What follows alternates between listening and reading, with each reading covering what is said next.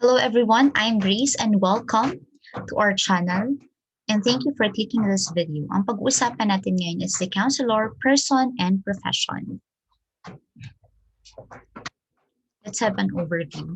Today we will identify the characteristics of the counselor as a therapeutic person.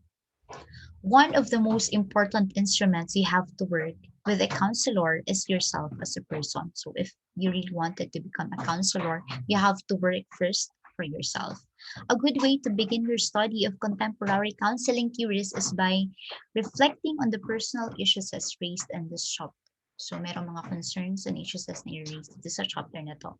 And by remaining open to self-evaluation, you do not only expand your awareness of self, but also build the foundation for developing your abilities and skills as a professional. So let's come now to the counselor as a therapeutic person. Counseling is an intimate form of learning, and it demands a practitioner who is willing to be an authentic person in the therapeutic relationship. If we hide the safety of our professional role, our clients will likely keep themselves hidden from us. So if the counselor itself is not open or it's not an authentic and genuine person, so paano mag-open yung counseling or yung client? It is not the theories and techniques that heal the suffering client, but the human dimension of therapy and meetings that occur between therapist and client as they work together. So in a therapeutic or in the counseling process, it's not only in the client but also in the therapist. So they have to work together para maging productive yung counseling process. The therapist and the client must work together to arrive at the solution.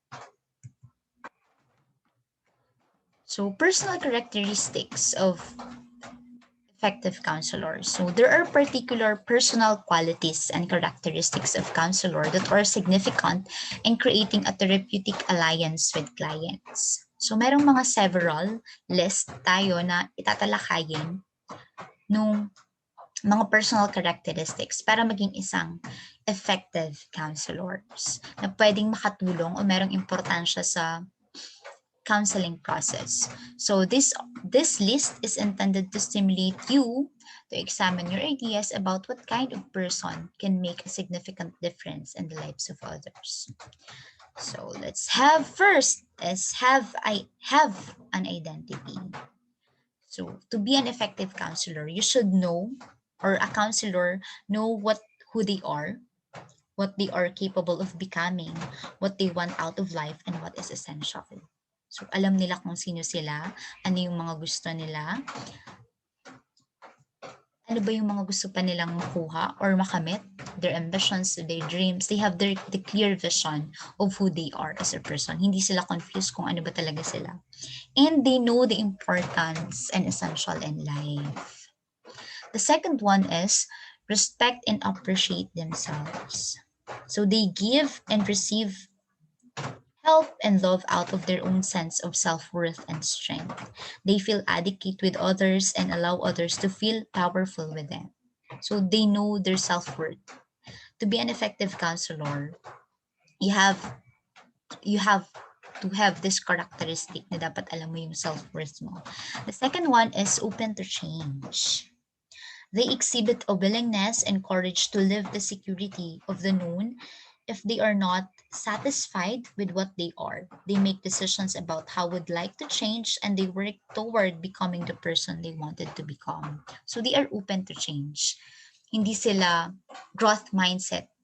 Yung mga to be an effective counselor should have a growth mindset. Open ka dapat sa mga pagbabago, especially if it will help you to become a better version of yourself.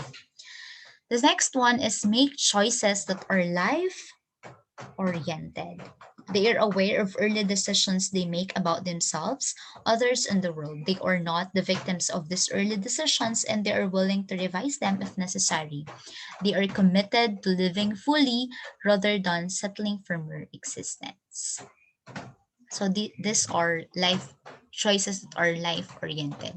Alam nila na yung mga gagawin nilang decisions ay mayroong consequences. That is why malalaman mo if that counselor is an effective if one of the characteristics of that person is decision maker. Alam niya na yung decision niya ngayon is pwedeng makaapekto sa kanya in the future. And also, not on herself or himself, hindi lang maaapektuhan yung desisyon na gagawin niya, yung sarili niya, kundi yung ibang tao din. Of course, the next one is have a sense of humor. They are able to put the events of life in perspective. They have not forgotten how to laugh, especially at their own foibles and contradictions. So they know how to laugh at their own mistakes. Meron silang mga sense of humor. Alam, hindi sila masyadong mga seryosong tao na pag nagkamali lang nag-overthink na no. They actually laugh at their mistakes. And in connection with that, they make mistakes and are willing to admit them. So, alam nila na hindi sila perfect na nagkakamali sila. So, they are also willing to admit them. They do not dismiss their errors lightly, yet they do not choose to dwell on misery. So, pag nagkamali sila, nag-isip, ano ba yan? Mali ka na naman, ganito, ganyan. So, hindi sila nagdidwell sa kanilang misery. But they do not also dismiss their error. Kumbaga, mas tinatama nila yun. So, pag nagkamali ka, so, okay, next time na lang. And of course, generally, they live in the present moment. They are not riveted to the past, nor are they fixated on the future. They are able to experience and be present with others in the now. So, hindi sila nabubuhay sa nakaraan, hindi din sila nag-worry din sa mga present moment, sa mga past, rather in the future, they do not worry about their future, but rather they live in the present moment. They enjoy the moment of now. So not the second one, but the next one is appreciate the influence of culture. They are aware of the ways in which their own culture affects them, and they respect the diversity of values exposed by other cultures. They are sensitive to the unique differences arising out of social class, race, sexual orientation, and gender. So they embrace the influence of culture. They do not dismiss, or they do not have an issues dun sa culture. Kasi ganito yan, pinalaki yung ganito. No, they embrace it and they appreciate it. They have a sense of interest in the welfare of others.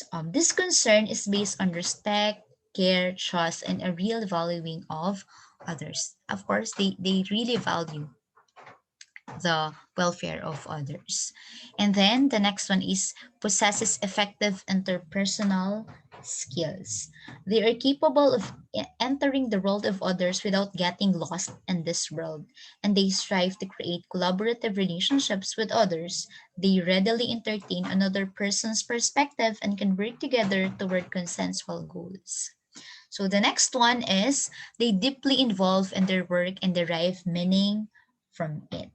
They can accept the rewards flowing from their work, yet they are not slaves to their work. So naiintindihan nila na they work hard, and if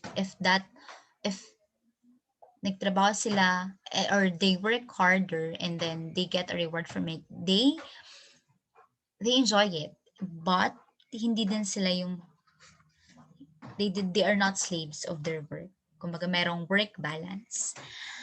And the next one is they are passionate.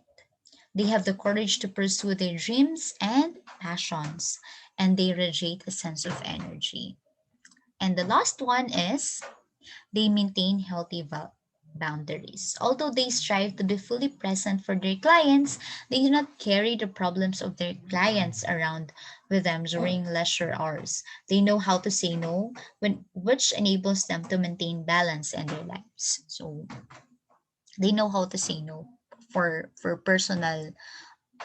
For example, si client biglang tumawag ng this oras ng gabi and it's not a counseling hours. They know how to say no na, okay, this is not our counseling hours. You should respect my time. And pwede naman siguro if it's not an urgent, I can see you tomorrow. So they know how to say no, especially if that client violated the personal space of the counselor. So that's it. Thank you for listening. If you like this video, you can like, or if you have any comment, you can comment it on the comment section. Thank you.